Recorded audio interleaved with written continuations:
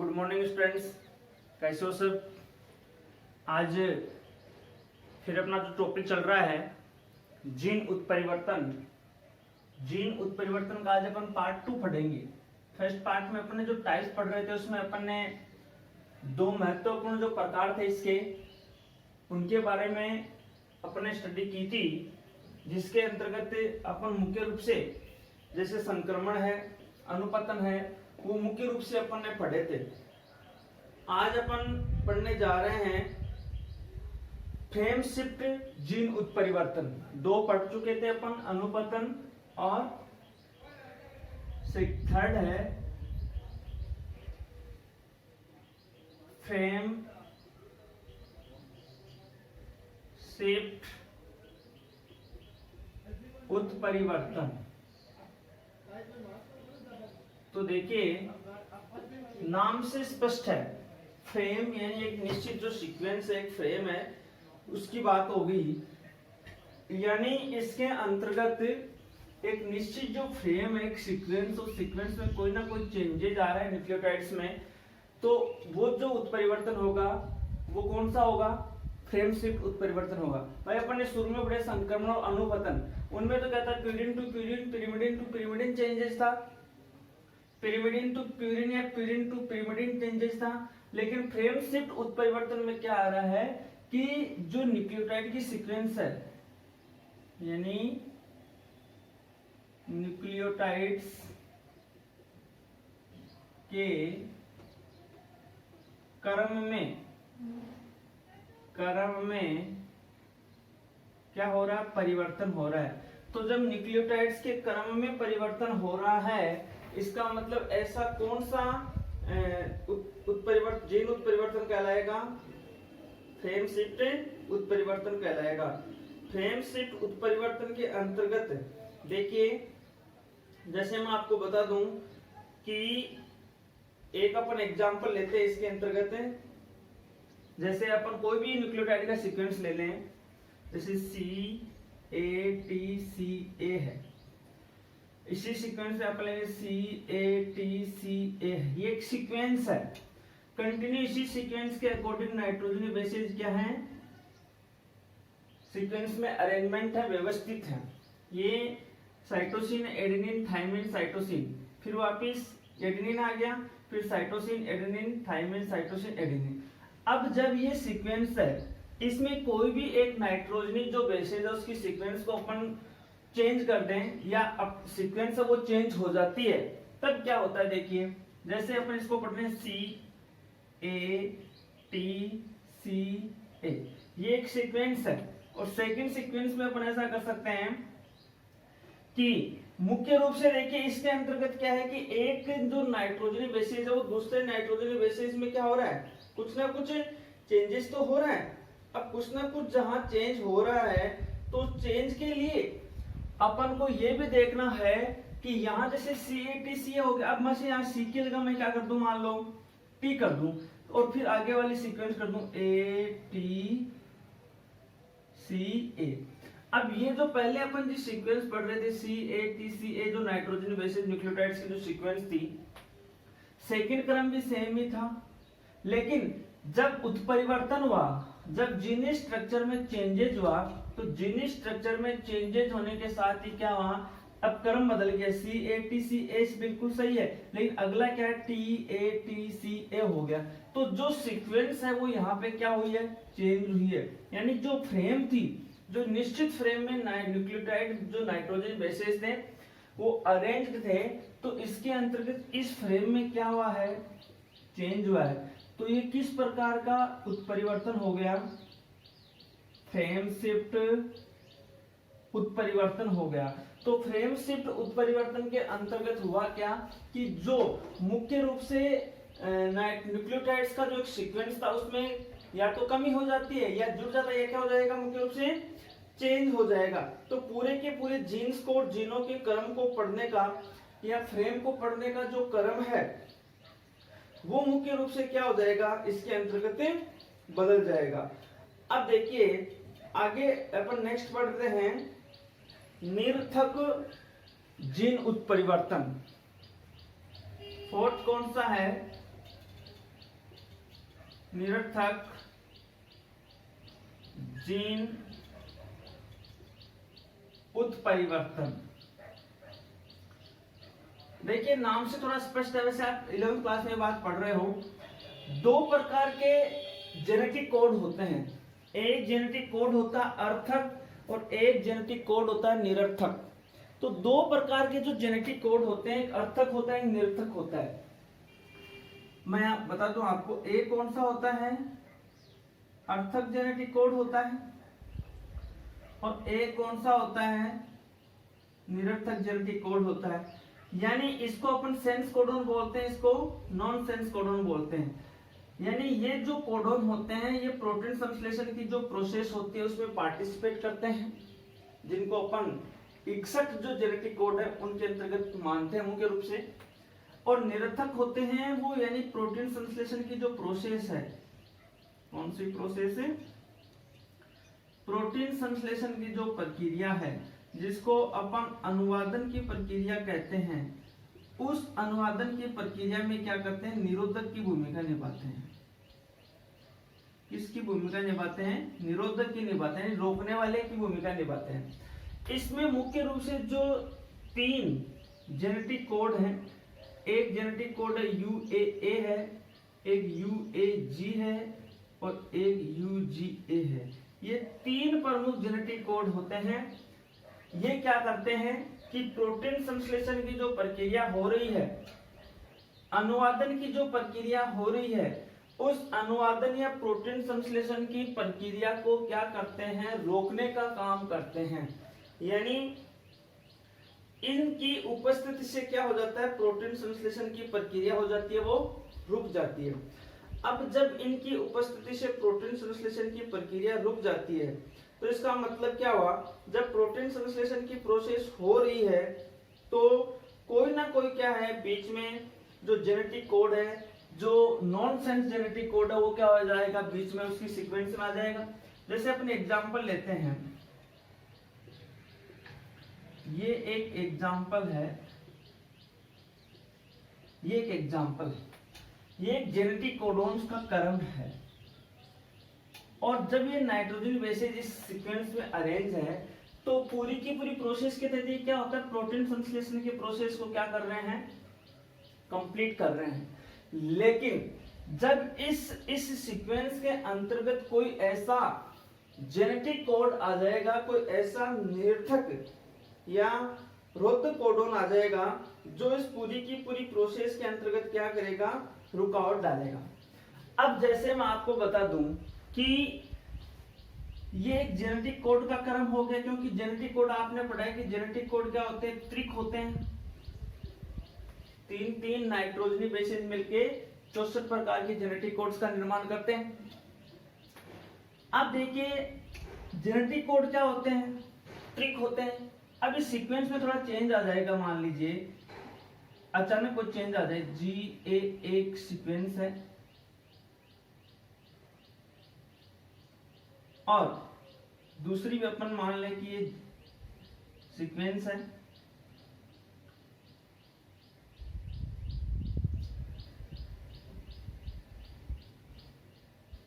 ये क्रम है। देखिए यहां तक इन तीनों नाइट्रोजनी बेसेस जेनेटिक कोड में से भी कोई कोडोन उत्परिवर्तन के बाद आ रहा है, उत्परिवर्तन होकर आ रहा है, तो इसका मतलब प्रोटीन संश्लेषण की जो प्रक्रिया है वो रुकेगी। तो यहां देखिए, यहां तक सीक्वेंस बिल्कुल सही है, लेकिन यहां देखिए आप UAA जेनेटिक कोड क्या आ रहा है, जबकि यहाँ क्या था, GAA था। तो इस G के स्थान पे कौन सा नाइट्रोजनी बेसेज आ गया, यूरेसिल है कि नहीं है। और आप देखिए UAA है, ये क्या है, एक प्रकार का निरर्थक कोडोन है, यानी ये प्रोटीन संश्लेषण की प्रक्रिया को रोकने वाला कोडोन है। तो इसका मतलब इसमें कुछ जो प्रोसेस कंप्लीट हो रही थी, जो उसका मेन फंक्शन था, प्रोटीन संश्लेषण की प्रक्रिया कंप्लीट हो रही थी, तो इसमें अचानक ही क्या आ गया, चेंजेज आ गया। अब अचानक ही चेंजेस आ गया तो उस अचानक आने वाले चेंजेस के लिए उत्तरदायी कौन है, नाइट्रोजनी बेसेस जेनेटिक कोड है। और जेनेटिक कोड के आ जाने से क्या होगा, अब आगे की ओर प्रोटीन संश्लेषण की जो प्रक्रिया है वो नहीं होगी। तो इस प्रकार का जो जीन उत्परिवर्तन है वो कौन सा जीन उत्परिवर्तन कहलाता है? निरर्थक कोडोन जीन उत्परिवर्तन कहलाता है। यानी बीच जो फ्रेम है उसके रास्ते में जब कोई निरर्थक कोडोन आ जाता है तो प्रोटीन संश्लेषण की जो प्रक्रिया होती है वो क्या हो जाती है? रुक जाती है। अब देखिए आगे अपन नेक्स्ट अपन पढ़ते हैं कि जिसमें अपन बात करें अपार्यक जीन उत्परिवर्तन। तो ये अपना फोर्थ हो गया निरर्थक कोडोन उत्परिवर्तन वाली बात। अब अपन नेक्स्ट पढ़ रहे हैं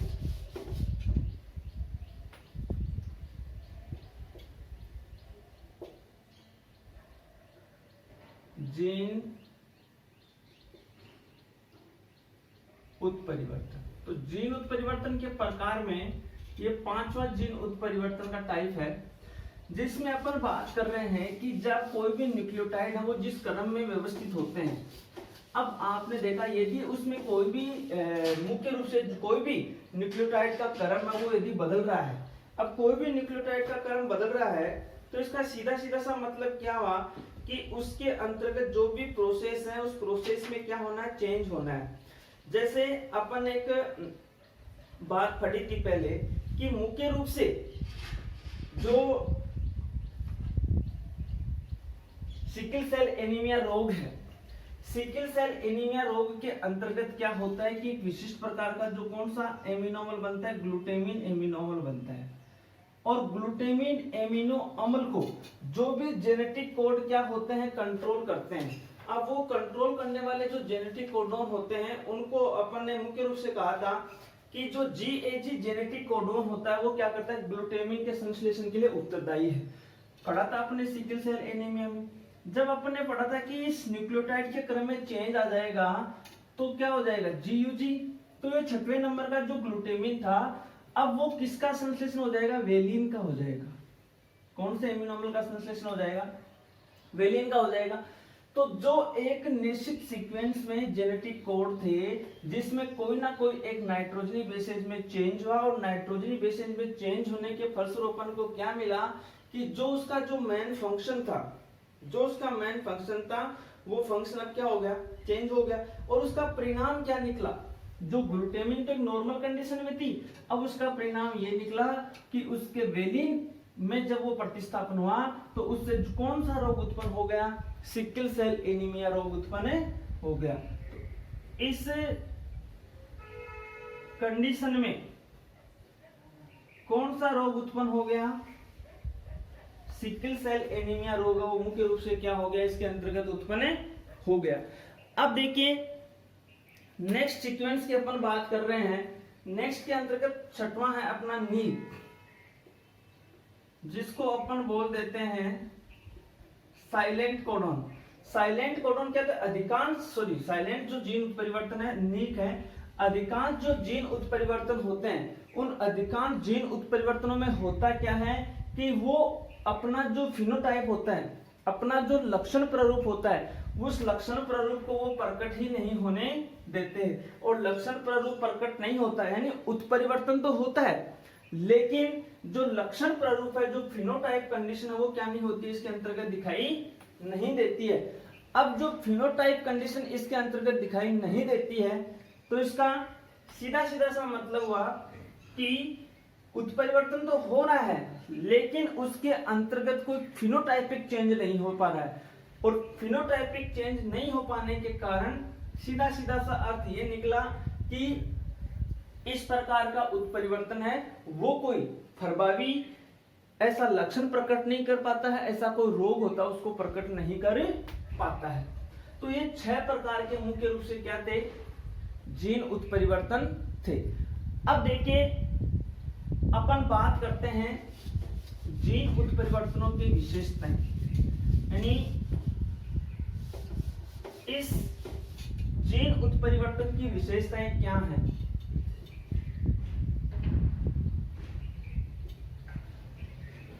तो विशेषताओं के अंतर्गत देखिए मुख्य रूप से जीन परिवर्तन होते हैं वो क्या है? अचानक होने वाले परिवर्तन है मुख्य रूप से, पहली बात तो यह है। और बिना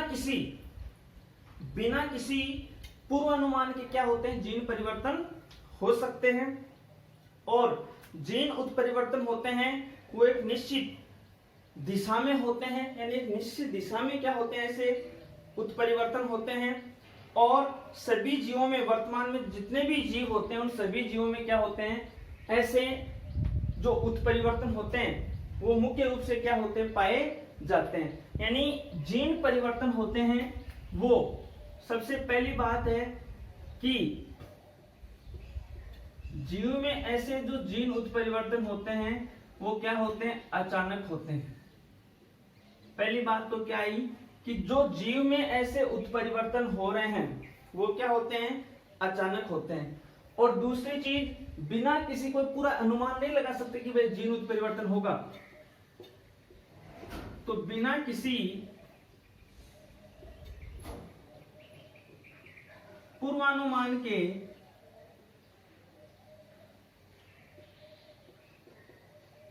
जीन उत्परिवर्तन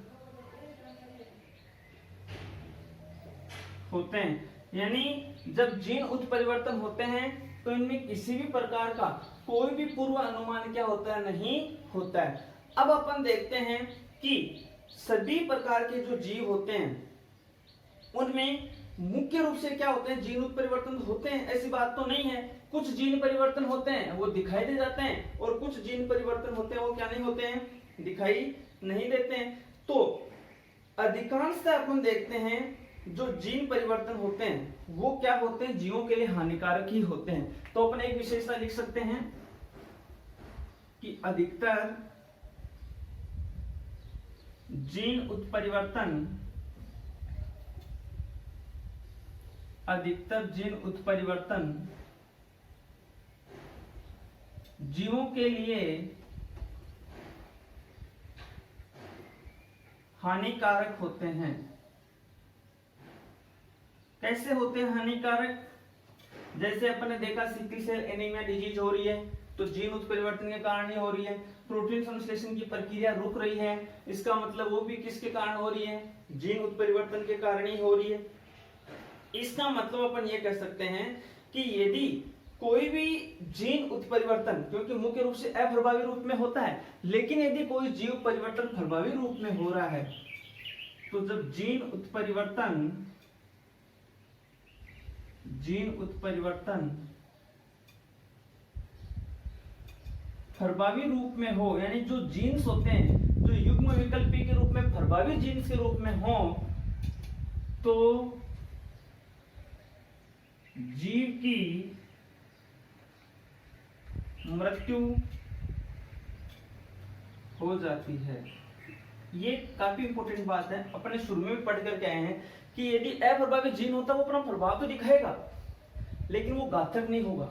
लेकिन जब वो प्रभावी कंडीशन में है, दोनों एलील्स, जब दोनों एलील्स प्रभावी कंडीशन में हैं तो वो क्या होगा, उस जीव के लिए बहुत ही क्या होगा, हानिकारक होगा। यानी अगले अपन बात करते, जीन उत्परिवर्तन होता है निश्चित उसकी क्या होता है, दिशा होती है। यानी जीन उत्परिवर्तन एक निश्चित दिशा में होता है। जीन उत्परिवर्तन एक निश्चित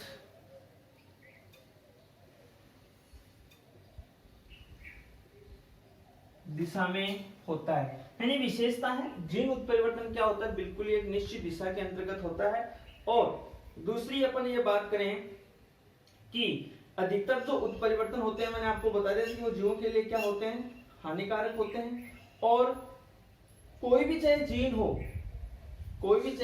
चाहे कितनी बार उत्परिवर्तित हो सकता है, उत्परिवर्तन जीन कुछ समय के लिए सामान्य अवस्था में भी रह सकते हैं। यानी निश्चित नहीं है कि एक जीन एक ही बार उत्परिवर्तित होगा, कोई जीन होता है वो कितनी भी बार क्या हो सकता है, उत्परिवर्तित हो सकता है। तो मुख्य रूप से जीन उत्परिवर्तन की विशेषताएं थी। आज के लिए इतना ही, बाकी अपन नेक्स्ट वीडियो में बात